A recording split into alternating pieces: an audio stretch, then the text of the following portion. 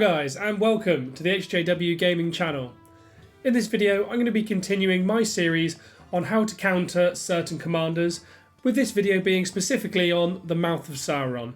I will run through a typical skill build and explain what makes him so strong, and then also talk through some of the counters that you can use to get good results against him. I really hope you enjoy.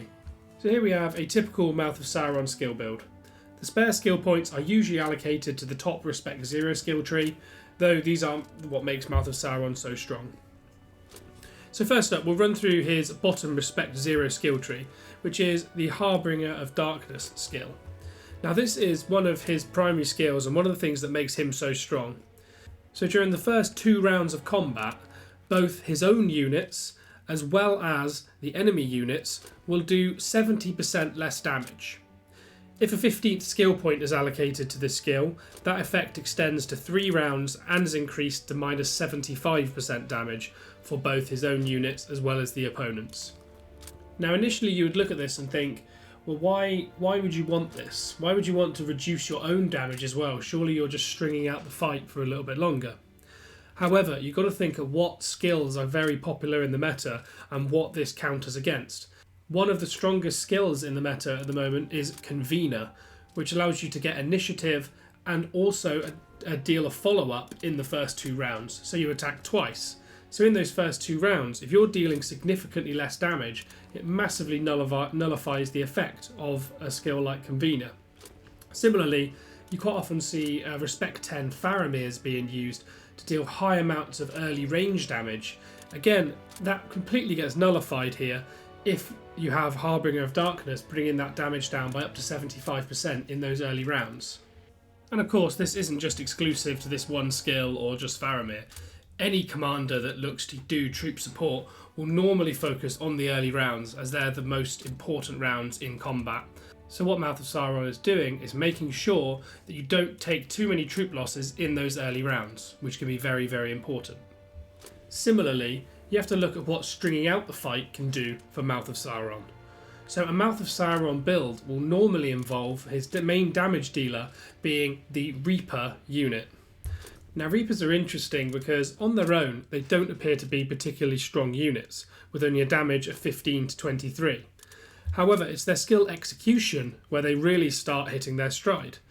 This comes into effect after the 6th round, and after that they do an additional 70% damage. On top of that, their normal attacks also do 120% additional damage and target your units with the lowest defense, which tends to be, if you're good side, your high damage ranged units.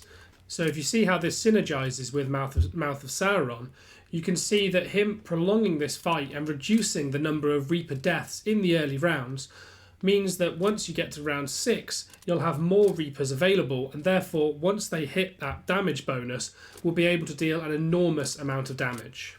So this skill not only nullifies some of the main strengths of good side commanders, it also massively increases Mouth of Sauron's own damage potential.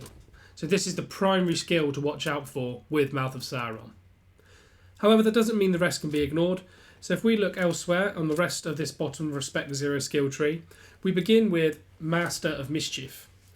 Now this has a 2-round cooldown, so it'll activate every 3rd round. So what this does is, against 2 enemy targets, it inflicts Madness and also reduces the unit's defense by 5 for the next round after the skill activation. And that's per skill point, so it can go up to minus 35 defense. Though usually you only see 1 skill point put into this, as you choose it for the influence of Madness. Now Madness has been covered, a million times over. The benefit of this is huge in that you get a 50% chance to confuse the enemies and make them deal damage to their own troops. So this has a 2-fold effect of reducing the damage that you take and also increasing the damage that your opposing units take. So Madness is always a strong skill and worth taking if available. The bottom Respect 0 skill tree makes this even better. This skill is Enfeeble. So against enemies subject to Madness, they take an additional 40% damage. So on that every 3rd round, so 3 times during battle, your enemies will also receive an additional 40% damage. If you consider that the second trigger of Master of Mischief happens on round 6, This triggers exactly the same time as the Reapers get their damage buff, and so the opposing units will also be receiving an additional 40% damage. This again can be huge and combines very, very well with the Reaper sub-skill. And this synergy continues through the Respect 5 skill tree. So Lieutenant of Barad-dûr begins by giving Orcs and Trolls an additional 25% damage. The 15 might doesn't matter too much for Mouth of Sauron. We're primarily looking at that Orc damage buff. So 25% again, that's applicable to the Reapers. And quite often you'll see a Mouth of Sauron army also having Morgul Arbalests as well, which can deal good damage in the early rounds as well, kind of consistently throughout the fight. Continuing those damage buffs, we have Orcish Warlord, which is the top Respect 5 skill tree, which gives the Orc units an additional 14 speed and also reduces their damage received by 14%. So again, this just helps to keep those Reapers alive so that you can deal as much damage in the late rounds as possible. And again, similar trait, keeping the opponent's damage down, we have Dishearten at the bottom of the Respect 5 skill tree, which reduces your enemy's damage by a flat 21% during the entire fight. So if you think the combination of this in the early rounds, those first 2 or 3 rounds, you got 21% from Dishearten, somewhere between 70 to 75% from Harbinger of Darkness. They're dealing between 5-10% damage in those early rounds, so you take almost no losses at all.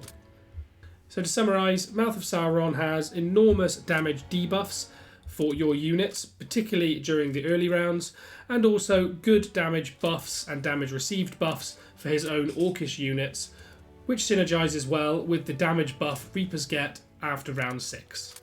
So now, what can we do to counter against this and make sure that we can take out Mouth of Sauron with very little trouble? So the first and possibly most obvious way to try and counter this is to try and cleanse that debuff, the damage reduced debuff. There are a couple of ways to do this. One is through picking up an item such as this ancient Númenórean helm here, which has the special effect called Tranquility. Now what this allows you to do is remove one random debuff from all of your allied units. If you have this can be very useful, because if you manage to remove that damage reduced debuff from your units and it's still applying to your opponent's units, then they're getting a 75% negative damage reduction whilst you're still doing normal damage. So you'll get a massive, massive advantage in those early rounds. Another way to get cleanse is through using a commander who has a cleanse inbuilt in their skills. For example, Arwen, who has the cleansing skill available through Cleansing Touch, which admittedly only available in the 3rd round, so only available if they've maximised Harbinger of Darkness. But if that Cleansing Touch then comes into effect in round 3, and they still have minus 75% damage, you can then deal 75% damage for that round, and you'll get a huge advantage with that extra damage for one round. Now, if you don't want to look into collecting a certain item or respecting a certain commander just to avoid this damage reduction for your units, you could instead counter it by just bypassing the unit damage altogether and instead using a build that focuses purely on commander damage. Good Side in particular has many of these available, especially if you look towards the Dwarven commanders such as Dane, Gimli, or in my opinion the best of the bunch, Dwalin. The reason I think Dwalin is the best counter to Mouth of Sauron is not only does he deal massive amounts of commander damage, which therefore means that you're not affected by those damage debuffs, you also have the cleanse available in level-headed, which means that on the 3rd round you can actually remove the debuff from your units to still get a little bit of damage coming in from those in that round as well. And potentially if you're running him with an army more than just a monostack, can also potentially remove that madness, so to stop your troops from dealing damage to themselves. But any of the Good Side commanders which deal damage will be very useful against Mouth of Sauron. As you can see here, I've got a couple of reports coming from both Gimli, then we also have a Dane as well. Just anything that deals a very large amount of commander damage will be perfect for countering against a Mouth of Sauron. Otherwise, there's not a huge amount more to say. I really hope you've enjoyed this breakdown of how to counter against Mouth of Sauron, as I personally have always found him to be one of the most troublesome commanders, as he's very much anti-meta. Against Gandalf the Greys or Gil-galads, he'll almost always have a favourable matchup, so learning how to counter against him and keeping an eye out for him is definitely advisable. If you've enjoyed, please hit the like button and consider subscribing to see more of these kind of videos coming up in future. If you want to see more of my past content, please click the video in my outro, which will show you how to counter another popular evil side commander. And I really hope to see you on the next one.